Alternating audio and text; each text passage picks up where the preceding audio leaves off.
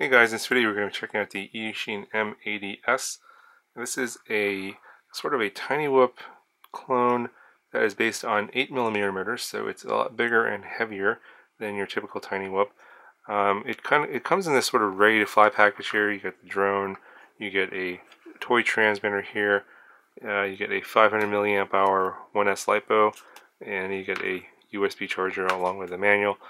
Now I had some issues, some quirks with this particular model. I'm not 100% sure I'd recommend getting this one. I would prefer the flight characteristics of the 7mm motors in this size versus the 8mm motors. This is also bigger than your typical tiny whoop. It comes with the 40mm props instead of the 30mm props.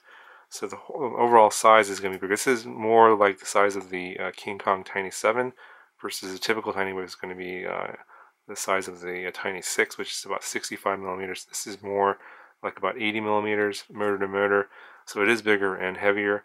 It does come with a proprietary flight controller. You can't change any of the settings or the tune at all.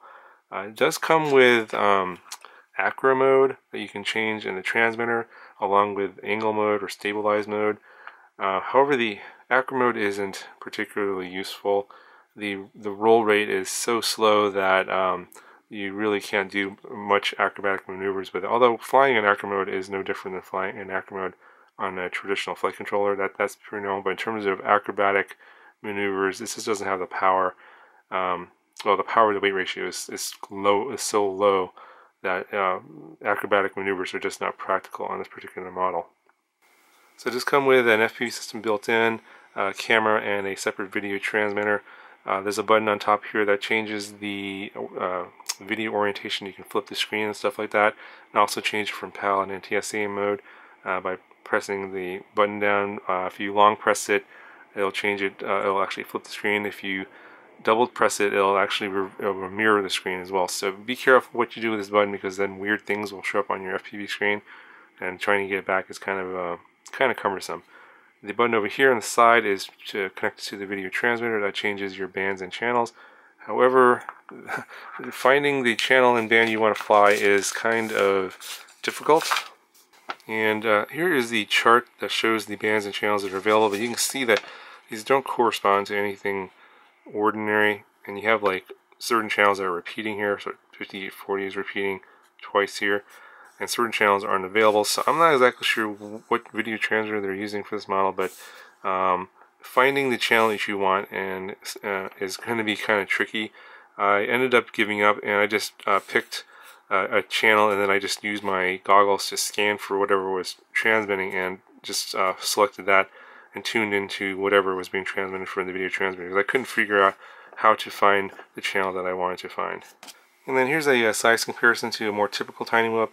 This is the one from Newbie Drone, and this is about 65mm motor to motor. It comes with 30mm props. You can see the props are smaller. This thing's a lot lighter. This is a lot heavier. Actually, I'll give you a weight comparison here in a second. Okay, so the M80 here comes in at 42 grams, pretty heavy. And your typical tiny whoop here is going to be in the 20-gram range, so about half the weight. So overall, I think that it flew okay. I mean, it's not a great flyer, it's not a terrible flyer. However, I think that there's a lot of other better options out there. So I think for me, this is going to be a pass. There's a lot of newer models that aren't out yet, but are coming soon. Like, for example, the King Kong Tiny 6X and Tiny 7X, along with the, I think there's another Eachine model called the M65, which is going to be more a typical size. It's going to be more like a regular tiny whoop instead of this, larger M80 size. I think that one might be better because that one's going to have a Betaflight flight controller instead of this one has a proprietary flight controller. So I would wait to see what those other models are if you're looking for built tiny whoop clones that are pretty cheap. I think this one's not too cheap, or that's not too expensive. I forget what the price. I think it's around $65 or $70, and I believe that some of the M65 is going to be around $55. So if you're looking for a more traditional tiny whoop size and weight and flight characteristics and something like that, it could be controlled via Betaflight, I would recommend waiting and seeing what the other newer models look like. Anyway guys, I'll show you a little bit of flight footage. Let me know if you have any questions, and I'll talk to you guys in the next video.